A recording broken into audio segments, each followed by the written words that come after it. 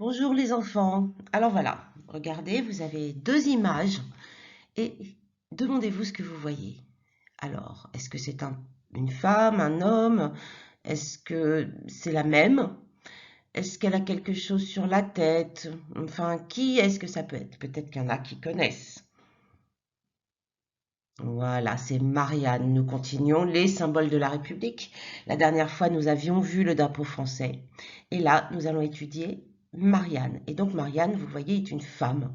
Et elle représente la République. Je vais vous expliquer.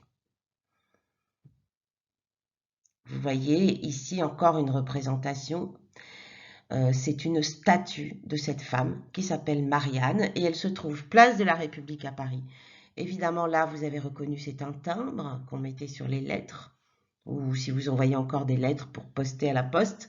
Et ça, c'est une statue du buste de Marianne, c'est-à-dire juste sa tête et le haut de son corps. Mais qui est-ce, Marianne? Qui c'est? Est-ce qu'il y en a qui savent entre vous? Cherchez dans votre tête pour savoir qui peut bien être cette Marianne. Marianne, regardez, est le visage choisi pendant la Révolution française pour représenter la liberté et la République. La liberté, c'est une idée. On a vu que les noms, ça pouvait aussi dire des idées, des choses qu'on ne peut pas toucher. La République aussi, c'est une idée et puis bien autre chose. Et donc pour comprendre ces idées, et pour comprendre, oui c'est ça, ces idées, on a choisi de prendre quelque chose de concret, quelque chose qu'on peut toucher. Donc une femme. Et cette femme, c'est l'idée de la liberté et l'idée de la République. Voilà. Donc ça s'appelle un symbole. Cette femme représente la liberté et la République.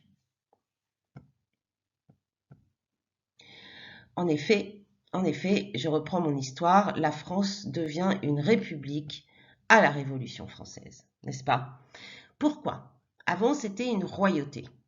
Il faut que la France et les Français se libèrent de la tyrannie que le roi dirige. Une tyrannie, qu'est-ce que ça veut dire? En effet, le roi, en France, peut faire tout ce qu'il veut.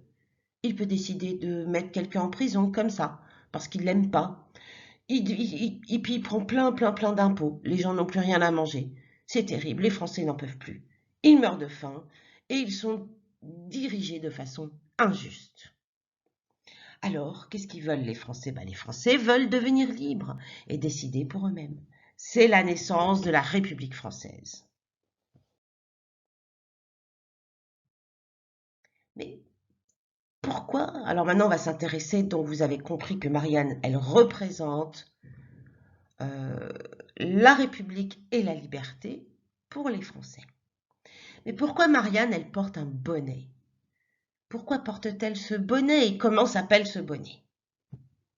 Regardez, il est comme ça ce bonnet. Hein, il s'appelle un bonnet phrygien et là vous voyez c'est la cocarde tricolore. Je pense que ce bleu, blanc, rouge vous rappelle quelque chose, n'est-ce pas? Le drapeau français. Et vous voyez, les révolutionnaires le portaient aussi, les femmes et les hommes. Donc le bonnet est appelé bonnet phrygien, comme je vous l'ai dit. C'est le bonnet que portaient dans l'Antiquité, c'est-à-dire il y a très longtemps, au temps des Romains et des Grecs, que donc dans l'Antiquité que portaient les esclaves, parce que les Romains avaient des esclaves. Et certains esclaves étaient libérés. Hein. Donc c'était ces esclaves libérés qui portaient le bonnet phrygien. Ça vous est dire qu'ils étaient libres. C'est pour ça que j'ai écrit. C'est le bonnet que portaient dans l'Antiquité les esclaves que leurs maîtres avaient décidé d'affranchir, c'est-à-dire de libérer.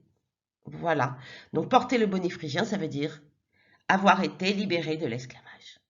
Certains partisans de la Révolution française, les sans-culottes, portaient eux aussi ce bonnet. Alors, où est-ce qu'on peut trouver les portraits et les statues de Marianne? Parce que bien évidemment, c'est toujours le symbole de la liberté et de la République. Réfléchissez. Quels sont les monuments officiels français? Nous l'avons vu avec le drapeau français. Alors, regardez. Déjà, pour que tu saches où soit la Marianne, tu vas la reconnaître parce que de toute façon, dès qu'on voit un dessin, une représentation, une statue, une peinture de Marianne, qu'est-ce qu'elle a ce fameux bonnet? À quelques exceptions près. Mais en général, elle a toujours ce bonnet phrygien. Bon, elle apparaît sur les timbres-poste. comme on l'a vu au début, rappelle-toi. Et sa statue se trouve dans toutes les mairies de France. Regardez, voilà différents timbres-poste. Hein, voilà un autre, vous voyez, suivant les années, on a changé. Là, il y a marqué RF, République française, et ici France. Et puis, voilà les statues qu'on peut voir dans les mairies. Alors, voilà, je vais vous présenter un tableau très connu. Et vraiment, il faut aller le voir. Il se trouve au Louvre, à Paris. Et puis, il est très grand et il est très beau. La liberté guidant le peuple. Voilà le titre de ce tableau. Donc, c'est un tableau très célèbre qui a été peint par Eugène Delacroix, qui est un grand peintre du 19e siècle. Alors, on va regarder ce tableau et tu vas essayer de voir si tu reconnais la femme qui est au centre du tableau. Voilà. Alors, cette femme, celle-là, est-ce que tu la reconnais? Regarde, elle a un bonnet, elle a le drapeau français. Apparemment, elle fait la guerre. Peut-être que c'est la guerre pour être libérée. Ben, on va vérifier.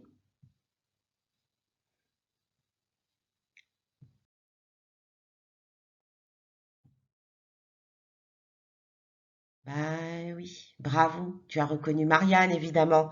Évidemment. Alors, quand même, je t'explique un peu le tableau. Alors, quand je dis cette œuvre est assez imposante, ça veut dire qu'elle est très grande. Elle mesure en largeur 3,25 m et en hauteur 2,60 m. Tu imagines? C'est énorme. Et alors, surtout, cette œuvre, elle est très célèbre très tôt. Hein. Cette œuvre marque les esprits très tôt. Et le célèbre Victor Hugo va s'en inspirer, donc s'en inspirera pour faire du garçon au pistolet. À la droite de la liberté, tu peux re-regarder le tableau. Le célèbre enfant qui s'appelle Gavroche dans son livre Les Misérables, que tu liras un jour, j'en suis sûre.